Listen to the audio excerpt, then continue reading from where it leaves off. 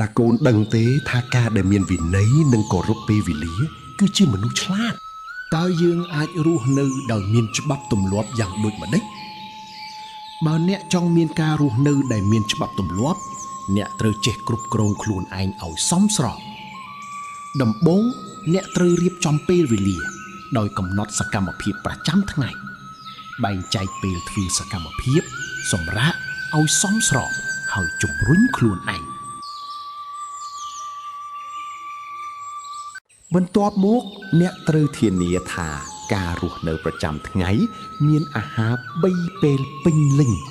ព្រោះការបរិភោគទៀងម៉ោងគឺសំខាន់ណាស់ចុងក្រោយការធ្វើលំហាត់ប្រាណជាប្រចាំនិងការសម្រាកឲ្យត្រឹមត្រូវនឹងជួយឲ្យរាងកាយនិងស្មារតីរបស់អ្នកមាំមួនជារៀងរាល់ថ្ងៃរស់ដោយមានច្បាប់ទម្លាប់មានន័យថារស់ដូចជាមនុស្សយន្តការរស់ដោយមានច្បាប់ទម្លាប់មិនមានន័យថាត្រូវរស់ដោយមនុស្សយន្តទេ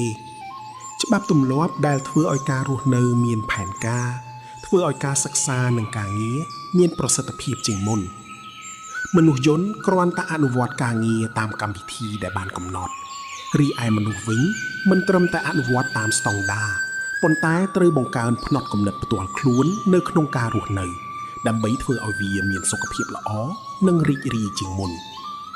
ទម្លាប់គឺជាផ្នែកសំខាន់ក្នុងការរស់នៅប្រចាំថ្ងៃ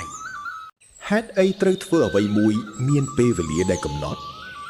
ការធ្វើអ្វីមួយជាប្រចាំនៅពេលវេលាកំណត់នឹងជួយឲ្យអ្នកបង្កើនបានស្ថានភាពល្អនិងផ្ដោតអារម្មណ៍សម្រាប់ការងារបានល្អជាងមុនបើអ្នកអាចរក្សាទម្លាប់នេះអ្នកនឹងធ្វើការងារទាំងនោះបានប្រសើរជារៀងរាល់ថ្ងៃនៅពេលដែលអ្នកអាចផ្ដោតធ្វើការងារដែលបានដាក់មកអ្នកនឹងរីករាយនិងមានការរីកចម្រើនអ្នកគួរកំណត់ពេលអានសៀវភៅជាប្រចាំមុនពេលចូលគេហេតុអីវត្ថុទាំងអស់មានពេលវេលាដូចជាមាសបើអ្នកអាចបញ្ចប់ការងារបានល្អក្នុងពេលវេលាកំណត់នោះគឺជាពេលវេលាល្អបំផុតជាធម្មតាអ្វីផ្សេងមានពេលវេលាខុសៗគ្នាដែលពាក់ព័ន្ធនឹងស្ថានភាពរាងកាយរបស់យើងឧទាហរណ៍ពេលព្រឹករាងកាយអ្នកមានថាមពលច្រើនដូច្នេះវាជាពេលល្អបំផុតសម្រាប់ប្រមូលផ្ដុំចំណេះដឹងថ្មីដំណើរការរំលាយអាហាររបស់រាងកាយមានសកម្មភាពខ្លាំងជាងនៅពេលល្ងាចដូច្នេះវាជាពេលល្អបំផុតសម្រាប់អនុវត្តសកម្មភាពរាងកាយ